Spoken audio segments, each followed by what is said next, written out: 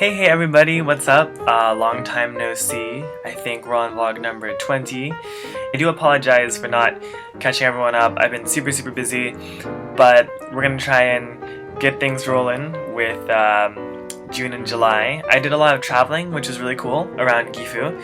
I went to a few different places, and so maybe just a brief little bit about all of them. Basically, the main places I went to were Nagano, Ichikawa, and Aichi, which are all around Gifu. So June and July on these weekends, I just kind of like went around and did all kinds of things. So without further ado, let's go. First stop was Nagano, and I went there for a few reasons. But what happened was I took the Shinano line from Gifu to Nagano, and it was a really pretty ride. Lots of inaka, passed by Ena, and got off at Matsumoto. And of course in Matsumoto there's the castle, Matsumoto Castle, which is also known as the Raven Castle, I think. And I can tell why because of the colors and stuff. I didn't actually make it there until the evening, but it was pretty cool just to be there with the moon. The moon was bright outside, and I would love to go to Matsumoto again. Looks like it was pretty poppin', had some nightlife going. So that was my first stop, was Matsumoto. After that, met up with some of my friends, Kimberlyn and Nessa, who were Nagano Jets, and we actually went to Daihachi Oguchi Sensei's memorial service. And Daihachi Oguchi is credited with being one of the first people to begin Kumi Daiko, which is like group taiko. And this was his memorial service concert. And it was great. There were so many, maybe like 40 something groups that were gonna play there, and I saw all different kinds of styles of taiko, and it was great because, you know, I love taiko.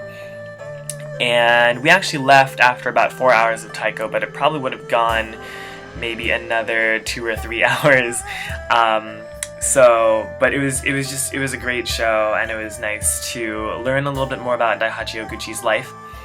After that, I went with Nessa to a wasabi park, wasabi farm, and had some wasabi ice cream, which was really interesting. It was kind of herby, but wasn't too spicy, which was nice, and walked around that area.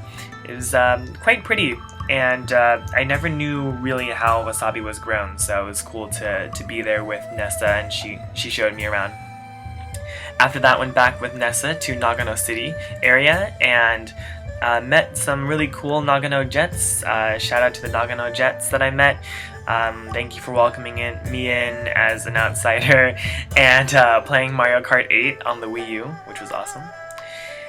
The next day, I took my own solo trip to Jigokudani Monkey Park. So that is a famous place in Nagano, where the usually go in the winter time or where there's snow, but that's where the monkeys bathe in the hot springs. And so I went there and I saw a lot of monkeys, and the path there kind of reminded me of camping. It was like walking through a forest, but there were just a bunch of monkeys and some really cute monkey babies as well, and so took pictures and videos of those guys, and it was just great to see the monkeys, and just to get so close to them was really fun. So Jigokudani Monkey Park, I definitely suggest it if you go to Nagano.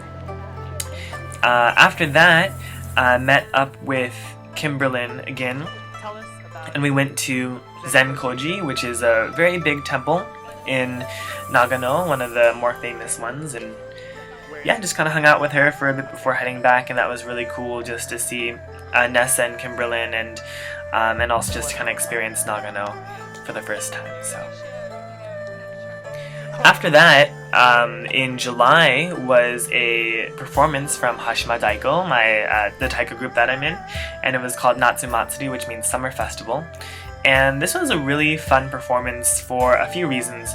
For one, there were our kids that we taught a really fun song called Moja, and they played that, and they were really good. It was just really fun to see the kids perform, and it reminded me of teaching kids taiko from back home, so it was a nice feeling.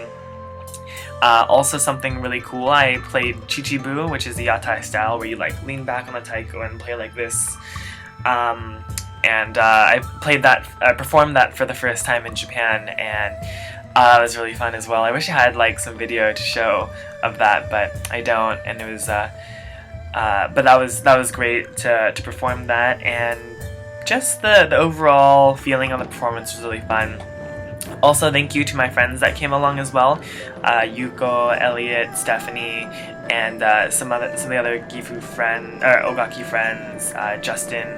It was really cool, and they got to participate a little bit as well, which was nice. After Natsumatsuri, the Hashima Daiko team, some of the members from Hashima Daiko team and I went to Ichikawa, which is the prefecture north of Gifu. And our main purpose there was to go to Asano Daiko Factory, which is a taiko factory run by the Asano family. And I'd always wanted to go. I've heard about it, ever since I played taiko in America. And it was a really fun trip to go with other taiko enthusiasts, so to speak. When we got there was a small festival going on, and they were doing some performances and things. There was also...